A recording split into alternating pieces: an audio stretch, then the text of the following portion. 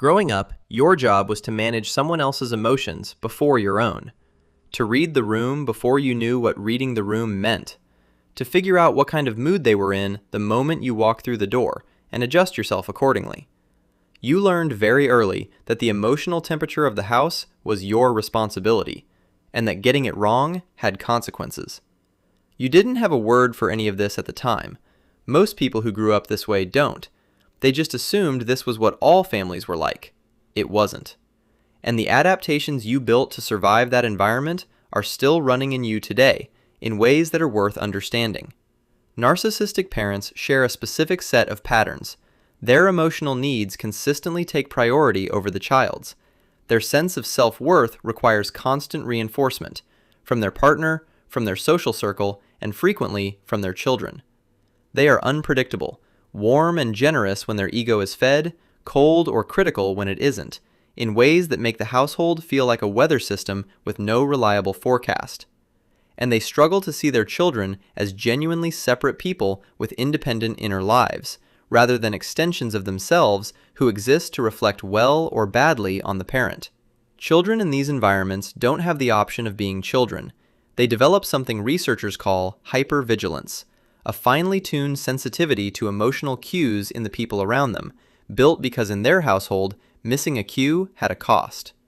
They learn to monitor facial expressions, tone of voice, the particular quality of a silence, in a way that becomes automatic and unconscious. Many adults who grew up in this environment describe it later as feeling like they could sense a shift in someone's mood before anything was said, and not as a gift, but as something they never chose and can't turn off.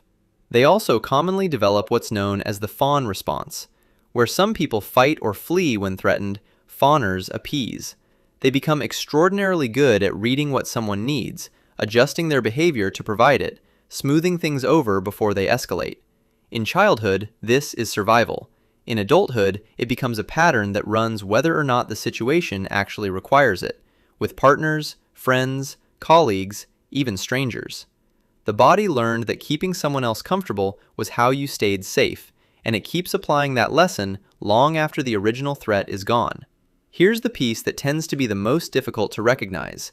Adults raised by narcissistic parents often struggle to trust positive attention. When someone is genuinely kind, consistently warm, and reliably present, it can feel suspicious in a way that's hard to articulate.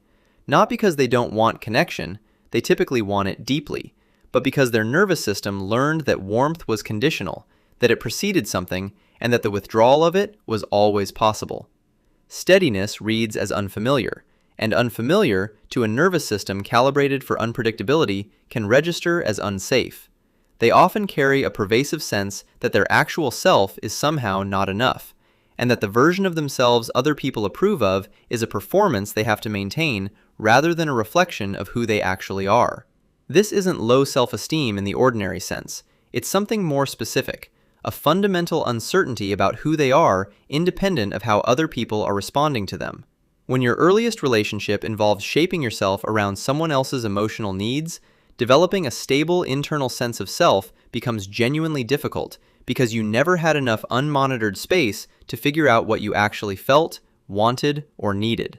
The most important thing research on adult survivors of narcissistic parenting consistently shows is this.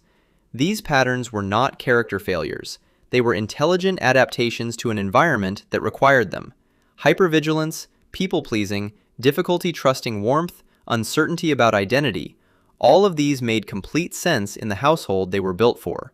The problem isn't that they exist. The problem is that they keep running in environments that no longer require them, at a cost to the person carrying them.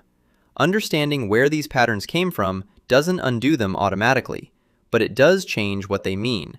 They stop being evidence that something is fundamentally wrong with you and start being evidence that you were resourceful enough to survive something genuinely difficult. That's a different story than most people raised in these environments were ever told about themselves.